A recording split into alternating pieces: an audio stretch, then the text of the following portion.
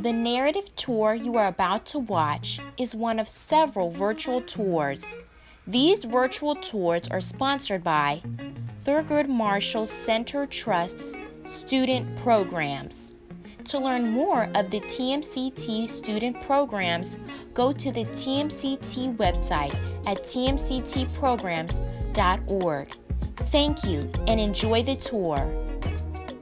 Would you like to be a part of this awesome Student Beacon Leadership Program, as well as other student programs? Make sure you click the Register Now button on the tmctprograms.org website. There, you'll be directed to a page where you just fill out some information about yourself. Join to be a Beacon Leader today. The TMCT Narrative Virtual Tour you are about to watch is one of several virtual tours. Each virtual tour is narrated by a knowledgeable expert in the field.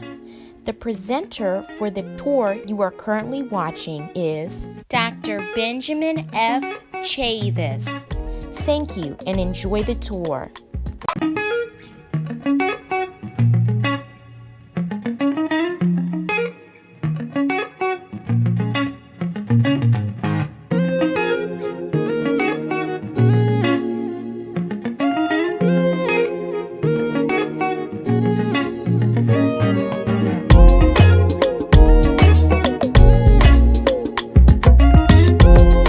I'm Benjamin F. Chavis Jr. for the Thurgood Marshall Center, and I'm pleased to welcome you on this tour of the historic Shaw District, located in the heart of DC's African American community.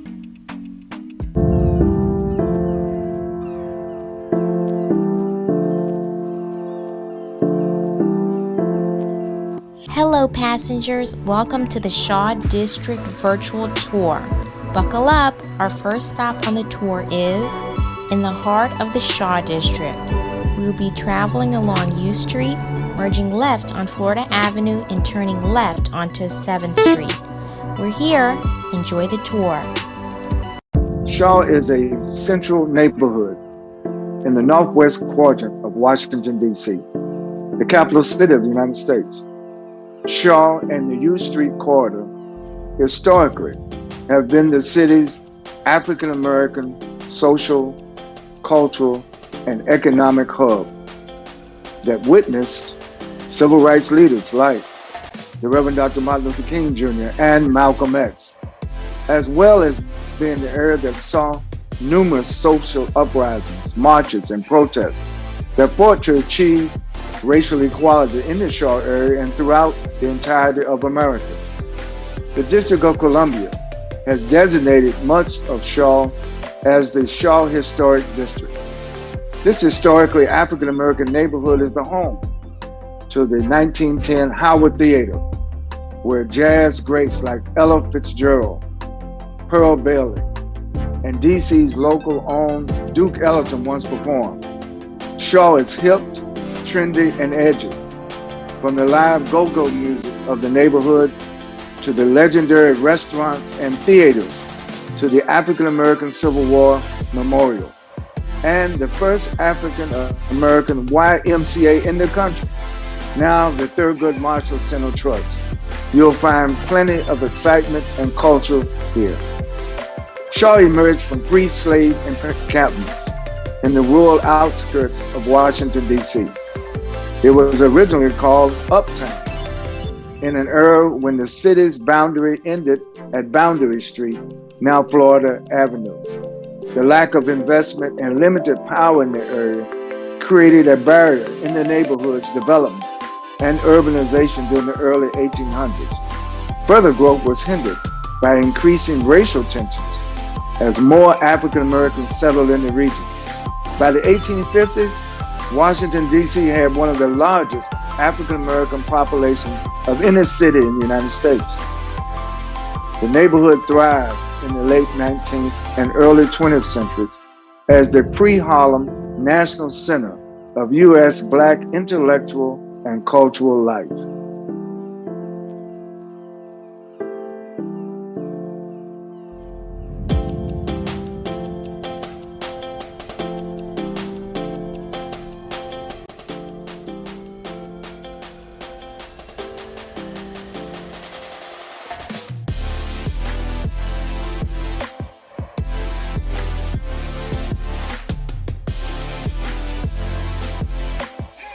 Shaw's neighborhood offers different landmarks consisting of the Howard Theater, the Dunbar Theater, the City Market at O Street, and the historic Shiloh Baptist Church that when President Obama was president, he and Michelle Obama attended regularly.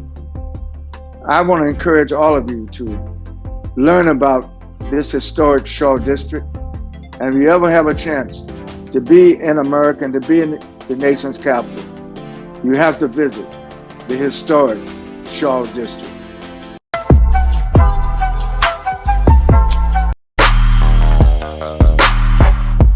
Hello passengers, I hope you enjoyed learning about the Shaw District. Our next stop is Thurgood Marshall Center Trust. We will be traveling along P Street, making a right on R Street, turning left onto T Street and going down 12th Street. We're here. Enjoy the tour. The TMCT Narrative Virtual Tour you are about to watch is one of several virtual tours. Each virtual tour is narrated by a knowledgeable expert in the field. The presenter for the tour you are currently watching is Dr. Thomasina Yearwood. Thank you and enjoy the tour.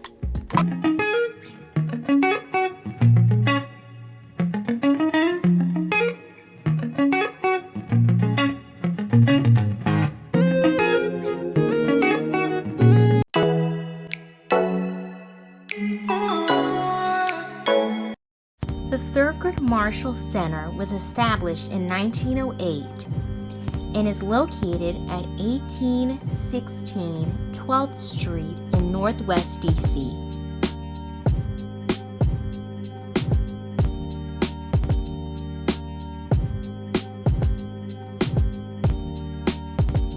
Thurgood Marshall Center was also funded by John D. Rockefeller and Julius Rosenwald.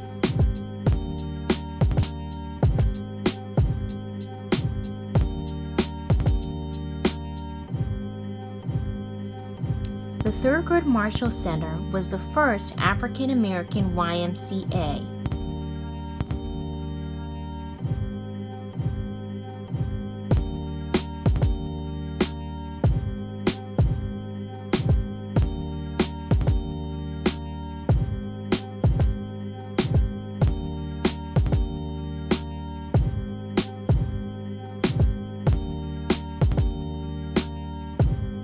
Thurgood Marshall Center was designed by William Sidney Pittman.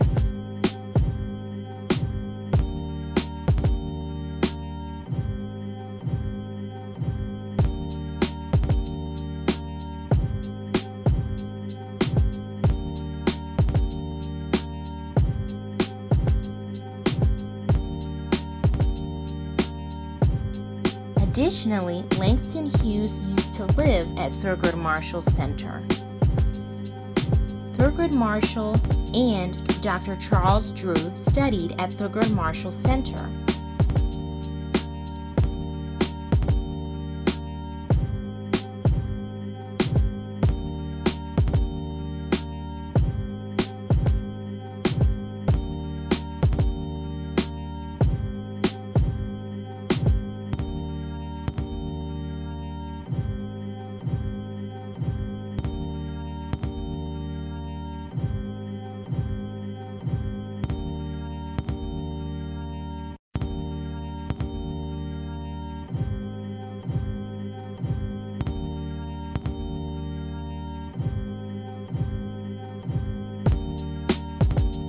Thurgood Marshall Center Trust was established in 2002. Hello passengers, I hope you enjoyed learning about Thurgood Marshall Center. Our next stop is the African American Civil War Museum. We will be traveling down 11th Street, turning right onto U Street and merging right onto Vermont Avenue. We're here, enjoy the tour. The TMCT Narrative Virtual Tour you are about to watch is one of several virtual tours. Each virtual tour is narrated by a knowledgeable expert in the field. The presenter for the tour you are currently watching is Major Dwayne M. Littlejohn. Thank you and enjoy the tour. My name is Major Dwayne Littlejohn. Commissioned as a second lieutenant in the United States Marine Corps, December 2008. I've served over 10 years on active duty, and I've loved every minute of it. My family has a rich history of military and police service, especially in the Washington, D.C. area. My father is a Marine veteran who served as an officer in the United States Marine Corps. My great uncle was a Marine. He served in Vietnam. My grandfather is an Army veteran and a local police officer in the Washington, D.C. area. It means a great deal to us to be able to serve our country and to provide some type of contribution to the success of the nation. Being an African American, serving in the armed forces, and being from the Washington, D.C. area, this museum is of great importance and significance to me. It shows that African American history is American history, and the contributions of all people who have fought for justice and freedom on behalf of the American flag deserve to be recognized.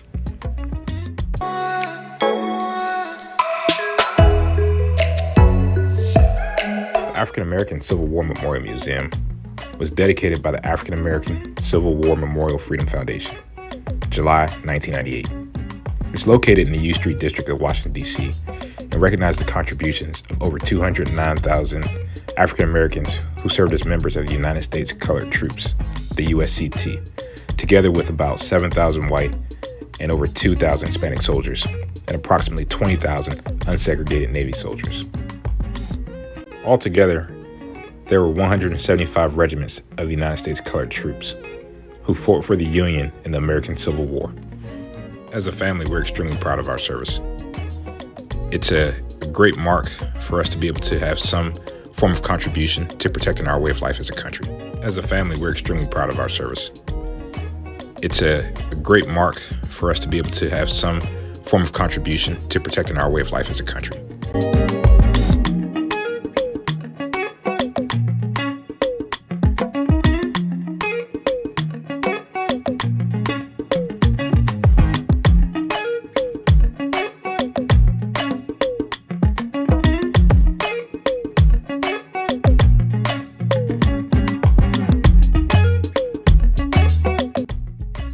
The memorial is located at the corner of Vermont Avenue, 10th Street, and U Street Northwest in Washington, D.C. It's marked by a 9-foot bronze statue, The Spirit of Freedom, by Ed Hamilton of Louisville, Kentucky, commissioned by the D.C. Commission on the Arts and Humanities in 1993. It was completed in 1997.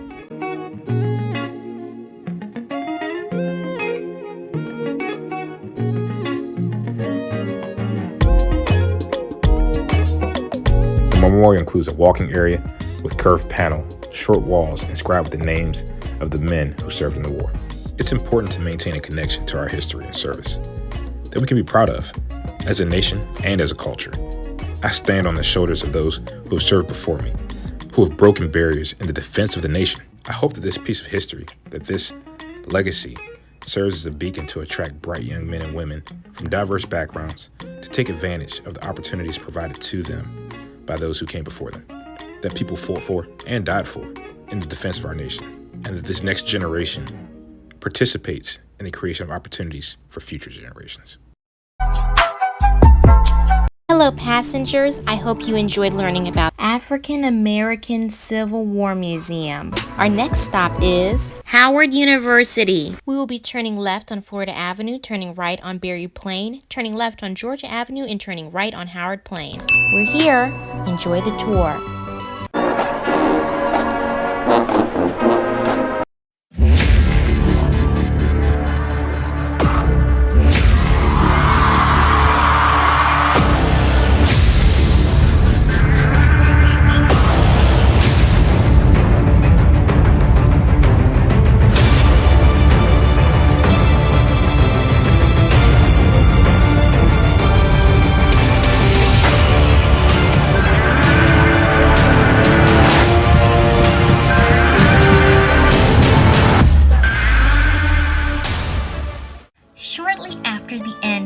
American Civil War, members of the First Congregational Society of Washington considered establishing a theological seminary for the education of black clergymen.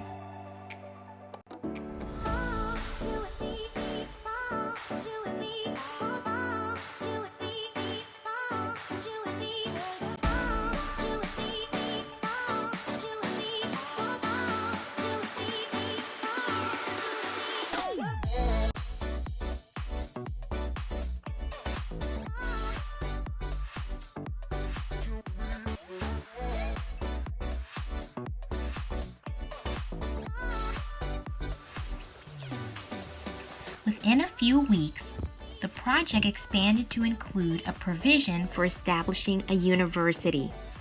Within 2 years, the university consisted of the colleges of liberal arts and medicine. The new institution was named for General Oliver Otis Howard, a Civil War hero who was both the founder of the university and, at the time, commissioner of the Freedmen's Bureau. Howard later served as president of the university from 1869 to 1874. Howard University played an important role in the civil rights movement on a number of occasions.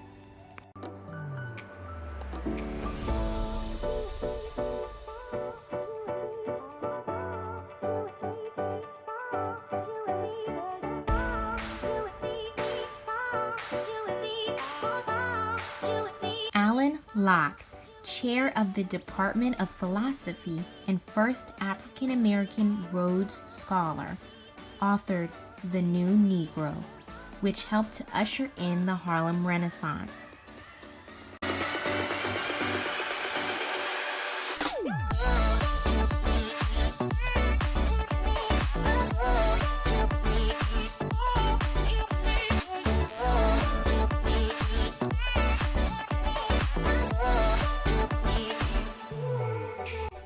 Ralph Bunche, the first Nobel Peace Prize winner of African descent, served as chair of the Department of Political Science. Beginning in 1942, Howard University students pioneered the stool-sitting technique of occupying stools at a local cafeteria, which denied service to African Americans, blocking other customers waiting for service.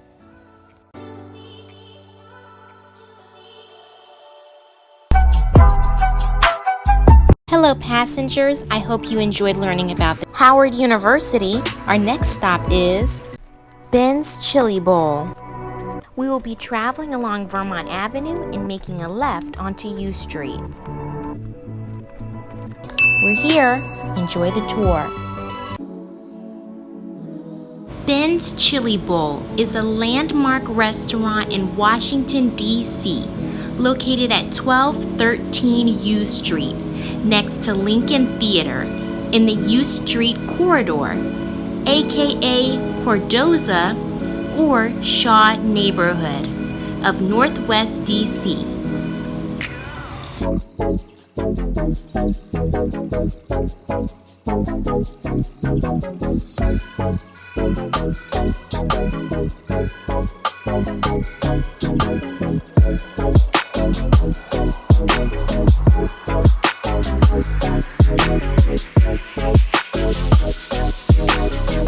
It is known locally for its chili dogs, half smokes, and milkshakes, and has been an integral part of the neighborhood's history since its founding in 1958.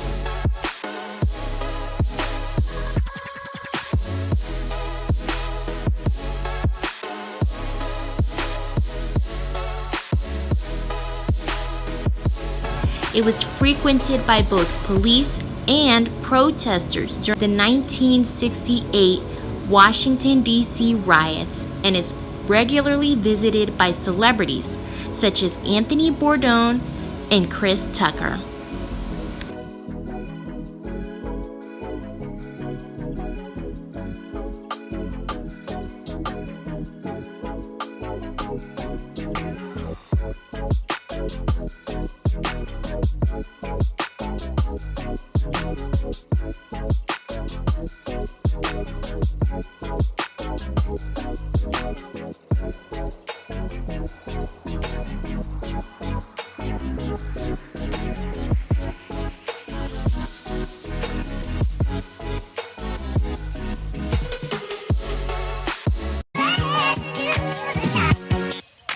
Hello passengers, I hope you enjoyed learning about Ben's Chili Bowl.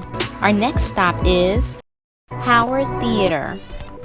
We will be traveling down 13th Street, turning right on U Street, merging right onto Florida Avenue to turn onto T Street. We're here. Enjoy the tour.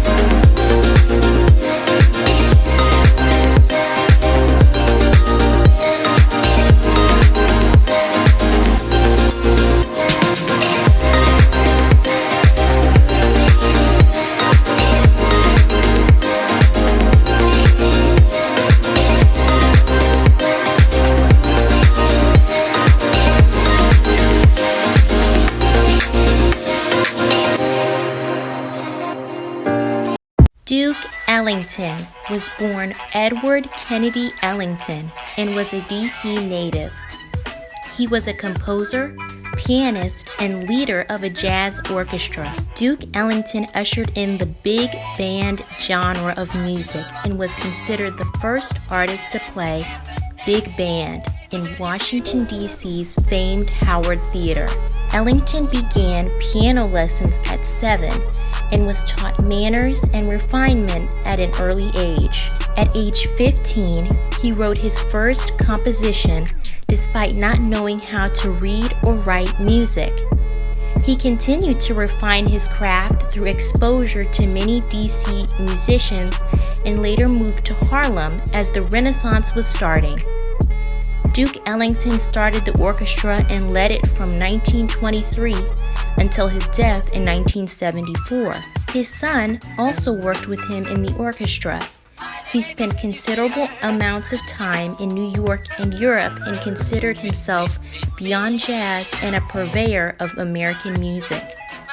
Duke Ellington was responsible for over 1,000 compositions. Duke Ellington was considered an artist of the world, not just the United States. During his career, he also scored films. Duke Ellington's illustrious career has been memorialized by the dedication of a high school, stamp, coin with his likeness, bridge with his name, and streets named after him. He was the recipient of the President Medal of Freedom. He is considered one of the great composers to ever live. He has 13 Grammy Awards to his credit. Duke Ellington also was a contemporary of some of the greatest black music artists to ever live.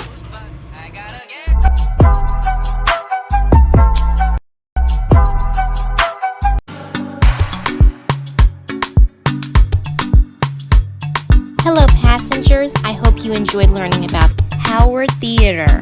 Our next stop is Busboys and Poets. We will be traveling along U Street and making a right onto 14th. We're here. Enjoy the tour. The TMCT Narrative Virtual Tour you are about to watch is one of several virtual tours. Each virtual tour is narrated by a knowledgeable expert in the field. The presenter for the tour you are currently watching is Andy Shalal. Thank you and enjoy the tour. Hello, I'm Andy Shalal. I'm the CEO and founder of Busboys and Poets, which is a local gathering place here in Washington, D.C. It's a cultural center that brings art, culture, and politics together and intentionally collides them.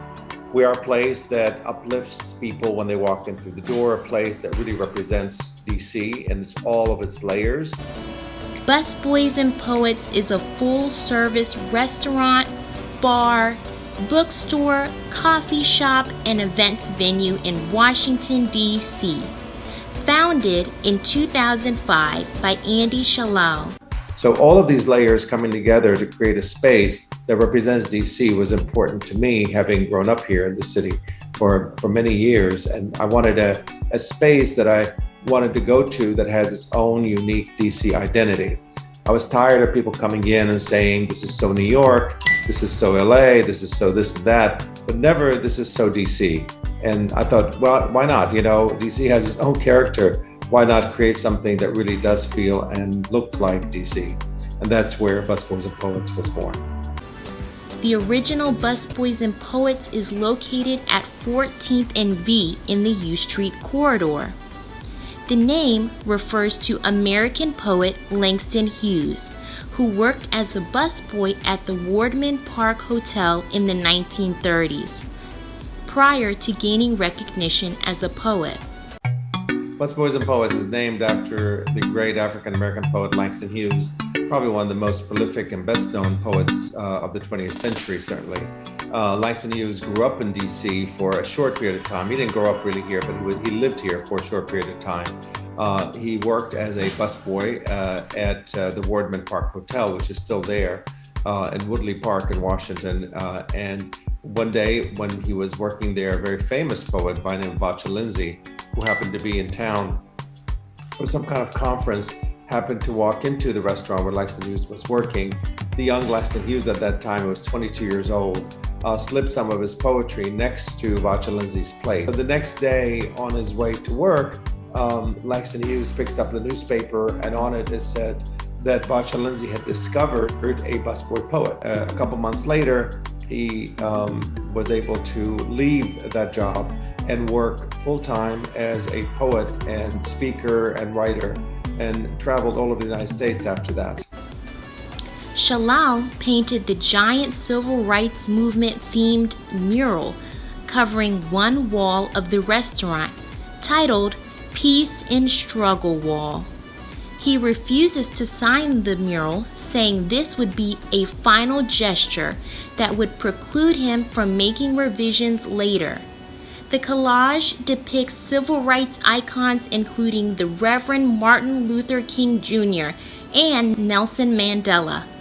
It features the words of Langston Hughes, "Let America be America again. Let it be the dream it used to be."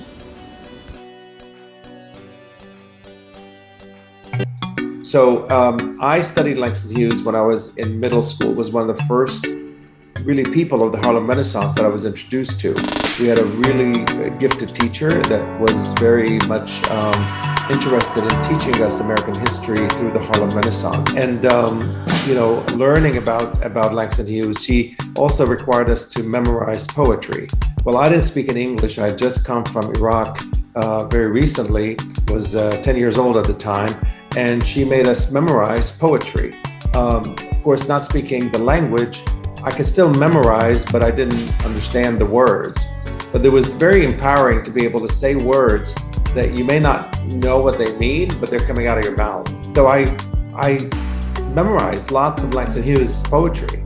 I still have it in my head. And so the poem "Let America Be America Again," one of the most iconic poems that he'd written, really represented to me exactly where we are today in America. Certainly when I opened in 2005, things have changed, of course, quite a bit, but still, America's still a work in progress. And that's what Langston Hughes was talking about, the America that could be. And I wanted to share that kind of sentimentality and that kind of sentiment with folks that walk into Busboys and Poets, to be able to see this is how I see America as well. As an immigrant coming to this country, I heard of that America that's amazing and incredible and egalitarian and everybody's free and this is home of the the brave, blah blah blah.